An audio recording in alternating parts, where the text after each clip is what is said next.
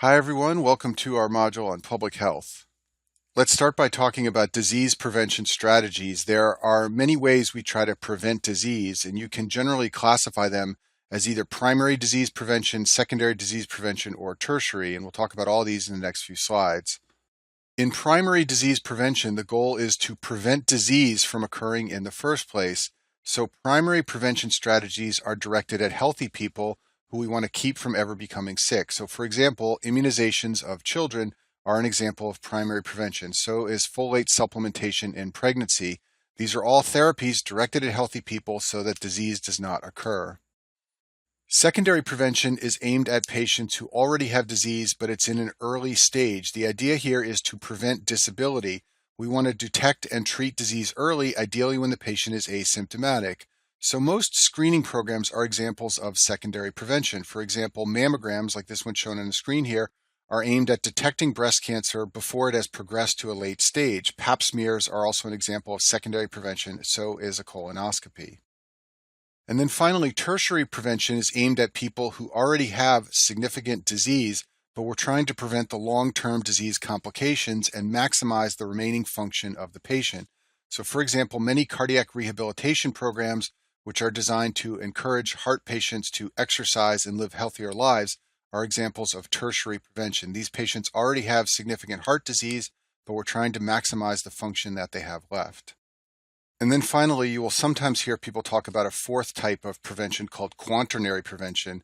The idea here is to prevent overtreatment or harm from treatment. So in the US, there are many examples of overuse of medical care. For example, too much blood testing, too many radiology tests, or too many coronary procedures. So the goal of quaternary prevention programs is to ensure appropriate use and make sure that treatments and testing aren't overused and potentially lead to harm for patients.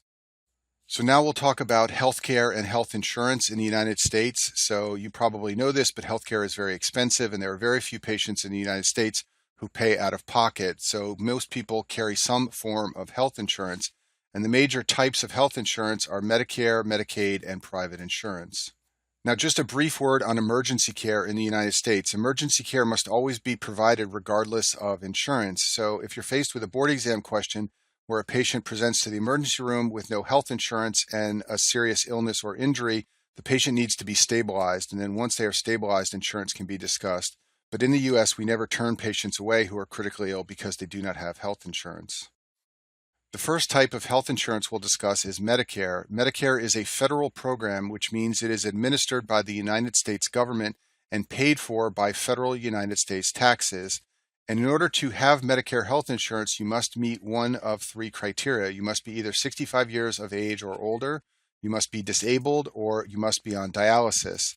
So the idea here is that the federal government wants to make sure that elderly people in the United States, disabled people in the United States, and anyone who requires dialysis has health insurance and doesn't suffer for want of health insurance. So if you meet one of these three criteria, you can have your health care provided by Medicare. Medicare is broken down into four parts called Part A, B, C, and D. Each of them pays for different elements of healthcare. Part A pays hospitals, Part B pays for outpatient treatment like clinic visits and diagnostic testing, and Part D pays for prescription drug coverage. And then Part C is sort of different from the others. Part C is a special option that patients can choose if they wish. If you elect to have Medicare Part C coverage, you will have your health insurance provided by a private insurer, but the US government will pay that private insurer to take care of your health care. So some patients in the US elect to have health care via Medicare Part C, and they will have a private insurer who provides their health care. Next type of health insurance we'll discuss is Medicaid. So Medicaid is jointly funded by state governments and the federal government. So some of the money to pay for Medicaid health insurance comes from the federal government and some comes from the state governments. So for example, if you are a citizen in the state of Florida and you have Medicaid health insurance, some of the money to pay for that insurance comes from the state of Florida and some of it comes from the US government. Now, the program is administered by the states. It's not administered by the federal government like Medicare. And Medicaid is aimed at providing health care to low-income patients and families. Basically, you have to have an income below a certain level in order to qualify for Medicaid. And finally, we'll talk about private insurance. This is insurance provided by an insurance company that can be purchased for an individual. And in the United States, most people who have private insurance have it provided by their employer. So, for example, if you are employed by a company, that company will pay a fee to the insurance company, and the insurance company will pay the costs of your medical care. This is a major expense for the employer, but it helps to attract skilled workers, and this is the way many people in the U.S. attain their health insurance. And there are several types of private insurance plans that vary by their features and costs. We'll talk about them in general in the next few slides. There are the health maintenance organizations, the preferred provider organizations, and the point of service plans. So in an HMO, an insurance company hires providers. For example, they may hire a number of primary care physicians and pay them a salary, and all of the patients covered by the HMO must go to those providers. So one of the limitations of this type of insurance is that patients must use the HMO providers. They have a limited choice of physicians. However, one of the advantages of an HMO is it tends to be the least expensive type of healthcare plan. So HMOs are at one end of the spectrum in terms of cost. At the other end of the spectrum are the preferred provider organizations, or PPOs. These types of health plans let you go to any doctor you want. Certain doctors are called in-network, and they often have a lower copayment that the patient must pay when they see this doctor, but you can also go out of network and see any doctor that you want. Because you can see so many different doctors, these tend to be the most expensive plans, but they're also the most flexible. So from the point of view of a patient covered by insurance, this plan is nice. However, from the point of view of an employer, these tend to be the most expensive plans. A point of service plan is a middle option between HMOs, which are the least expensive type of insurance, and PPOs, which are the most expensive. In a point of service plan, patients usually have to see a specific primary care doctor who has a contract with the insurance company. However, after they see that doctor, they can be referred out of network to see other doctors as long as they're willing to pay a higher copayment. Let's talk about the different payment types that insurance companies use. So insurance companies must pay doctors and hospitals for the services provided.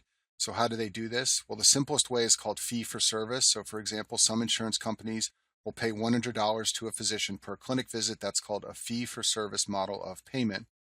Another model is a salary. We mentioned this before with HMOs. Many HMOs employ doctors, so they pay them $100,000 per year, for example, and then that doctor must see all the patients that the HMO asks them to see. And then finally, another method of payment is called capitation. So in capitation, insurance companies give a set fee to a physician or hospital per patient or illness. Now, if the physician or hospital spends less money than the fee, then they make money. However, if they spend more money caring for that patient or treating that illness than the set fee, they lose money. So in capitation, the insurance company transfers the financial risk to the physician or hospital. However, if the physician or hospital thinks that they're really good at treating certain types of patients or certain illnesses, then they may want this model because they think they can treat the patient by spending less money than the set fee that they get from the insurance company. I'll briefly mention the Affordable Care Act. This was a major healthcare law passed in the United States in 2010. It is sometimes called Obamacare because it was passed under the administration of President Barack Obama. And it had a number of changes that it caused in the healthcare system in the U.S., but the most important ones that you should be aware of are that it expanded Medicaid coverage, so it made more patients eligible for Medicaid, and it also established what are known as healthcare exchanges. These are marketplaces where uninsured patients could purchase private healthcare, ideally at a lower cost than they would otherwise be able to obtain. And then I'll finish with this slide and talk about hospice. So hospice is a special type of healthcare administered at the end of life. It's provided by most healthcare plans, including Medicare, Medicaid, and many private insurers. And the goal of hospice care is to focus on the quality of life, not the quantity. In other words, it's not focused on prolonging life. So it's aimed at patients who have serious illness and are expected to die in the next few months. The goal is symptom control, and the services are provided either at home by a nurse who visits the home or sometimes in a facility. And the key thing to know about hospice care is that in order to be eligible for this, you must have an expected survival of less than 6 months. In my practice as a cardiologist, I'm often asked to certify that my patients have an expected survival of less than 6 months. And the reason I have to do this is because once I state this, then the patient is eligible for hospice care, often at home or sometimes in a facility. And that concludes our module on public health.